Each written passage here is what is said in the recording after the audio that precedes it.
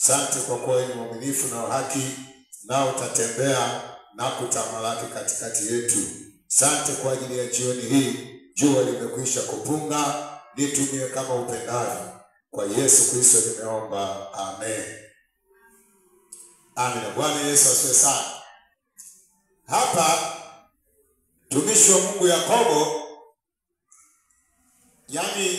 hili neno ni neno linalotutia wivu, au ni neno linalotuhamasisha.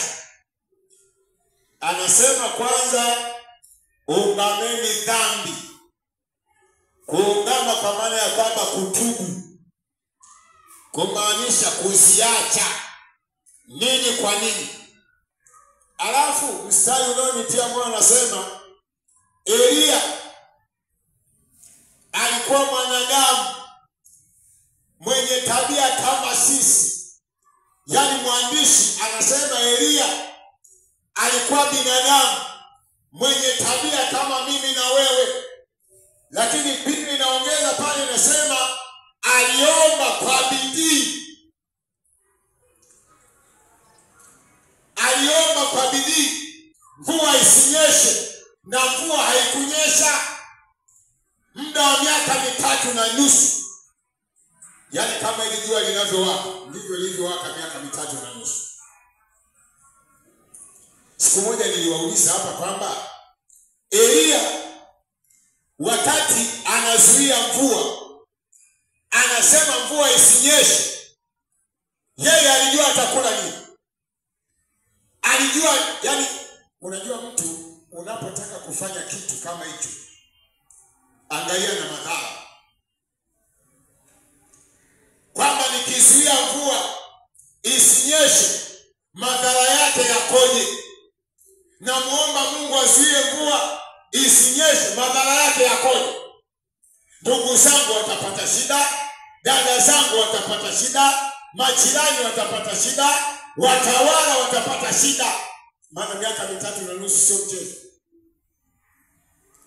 Sasa Elia kwa sababu alimwamini Mungu, alijua kabisa huyu Mungu ambaye mimi namwabudu atafanya na njia.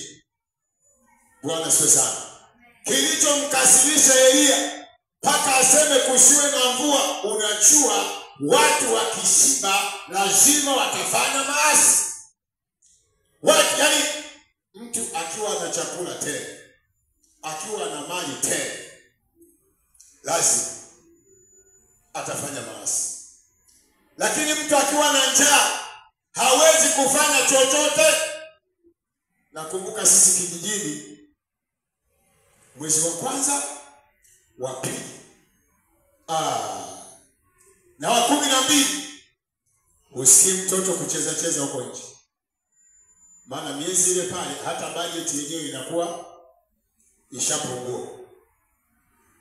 Mwezi wa kwanza ndio usiseme. Chakula cha bajeti. Lakini mmoja watu wavune, utasikia kelele za watoto, utasikia watoto kukimbizana, mpaka mwezi ikiwaka ile unasikia wanakimbizana. Maana wameshiba. Sasa Elia akajua kwamba watu wakiwa na njaa lazima hawatafanya maasi. Ndio maana anapokutana na anaambia, ewe mtabishaji, akasema wewe ndio mtabishaji. Umeacha kumwabudu Mungu wa kweli, umeenda kuabudu Mungu Baali. Sasa kama Baali ni Mungu, mfuateni. Wakaweka mashindano pale, yule Mungu atakaye chifu. Maana Mungu baada ya miaka 3.5 Mungu akaambia jionyeshe sasa kwa hapa. Anasema alikuwa mwanadamu mwenye tabia moja kama mimi na wewe, lakini akaomba kwa bidii. Wapendwa, kitakachotufanya tupate majibu yetu kwa Mungu ni bidii. Kitakachofanya Mungu aonekane katikati ya kanisa letu ni bidii ya kuomba. Kitakachofanya tuone matendo makubwa ya Bwana ndani ya kanisa ni bidii ya kuomba. Bila kuomba, lazima kila mmoja awe na bidii ya kuomba. Anasema akaomba tena, mvua ikanyesha. Unajua mimi picha inayonipa kwamba Elia kama Elia ni kweli alikutana na wale miungu manabii wa Baali. Akasema azeni kwanza nyie, maana nyie ndio wengi. Biblia inasema wale wakaanza mpaka adhuhuri tena wanajikatakata. Wanajikatakata na damu zinawatoka, zinawachuruzika. Wanajikatakata. Afu Elia anawadhihaki. Anasema muombeni Mungu wenu, labda anazungumza, kuna mtu anazungumza naye. Kim akaambia ondokeni. Sasa unajua nikwambie hivi, unapokuwa na uhakika wa kitu au jambo kwamba ndani ya moyo wako umepata uhakika kwamba hiki ninachokwenda kukifanya lazima Mungu anafanya. Yaani tayari Roho Mtakatifu ashakuongoza kwamba hiki ukifanya lazima kiwe. Sasa Elia kafika pale ana uhakika Mungu kashamwambia jitokeze kwa Ahabu, hakuna chochote kitakachotokea hata kudhuru. Jitokeze. Akajitokeza. Ana uhakika. Alipoomba moto ukaila ile madhabahu. Akaambia Ahabu kimbie, mvua lazima itanyesha. Alikuwa mwanadamu mwenye tabia kama mimi na wewe. Kilichomsaidia mpendwa ni bidii ya kwa Mungu wake. Hakuomba leo akaacha, hapana. Maombi ni moja ya maisha. Yaani kama vile tunavyokula chakula ndivyo na maombi yawe. Yaani ukiona tumechoka kwenye maombi, hiyo ni hatari. Yaani muamini, mtu aliyeokoka akichoka kwenye maombi, akichoka kumuomba Mungu, yaani ameyachoka maisha yake mwenyewe. Unajua hata maisha yetu tunaishi yanategemea maombi. Bila maombi haiwezekani. Bwana Yesu sasa. Bila maombi haiwezekani. Hata maisha yoyote kwa aliyeokoka lakini. Ndio maana utakuta wasiokoka wanaenda kwa waganga wa kienyeji, wanaenda wapi? Yaani yote kutafuta angalau, sijui wanatafuta ustawi wa maisha. Yaani na wao na maisha mazuri. No. Lakini sisi tunayojua kwamba Yesu ametuokoa, Yesu ametuchagua, sisi siri za Mungu tunazipata kwa kuomba. Mafanikio tunayapata kwa kuomba. Vita vyetu Biblia inasema sio juu ya damu na nyama, bali ni juu ya falme na mamlaka katika ulimwengu wa roho. Huko ndio kwenye vita vyetu. Huko ndio tunakopambana. Kwa tukishinda huko mwilini ni rahisi tu. Bwana Yesu sasa.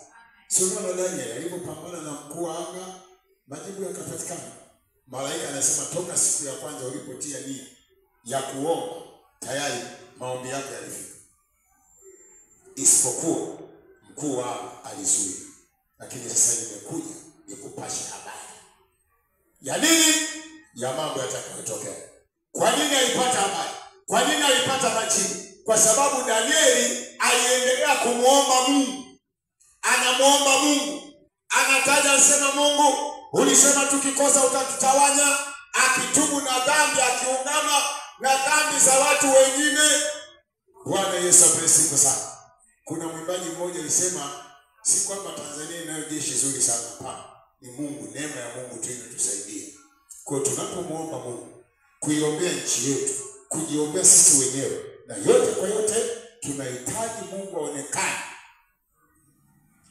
Bwana sasa. Mimi mwenyewe napenda kuishughulisha akili yangu. Yaani toka nilipotangaza kwamba tutakuwa na ibada Jumapili ya alafu atakugeuza. Akishakugeuza unakuwa mtu mwingine. Yaani sio kama ulivyokuwa mwanzo. Sio kama ulivyokuwa kule. Sasa yaani ninajaribu kuzunguka kichwani kwangu kwamba Roho Mtakatifu naomba. Yaani hata tutakapoomba hapa tumuombe Roho Mtakatifu, yaani isiwe kawaida. Jumapili ya kila mwisho wa mwezi hapana, tunataka watu wabadilike. Yaani akisema Roho Shetani amemgeuza kweli. Wenzetu walivyojazwa nguvu za Roho Mtakatifu, kwanza amewabadilisha, alafu wakawa mashahidi. Wakawa mashahidi. Bwana Yesu asifiwe sana. Kwa hiyo tunaenda kuomba.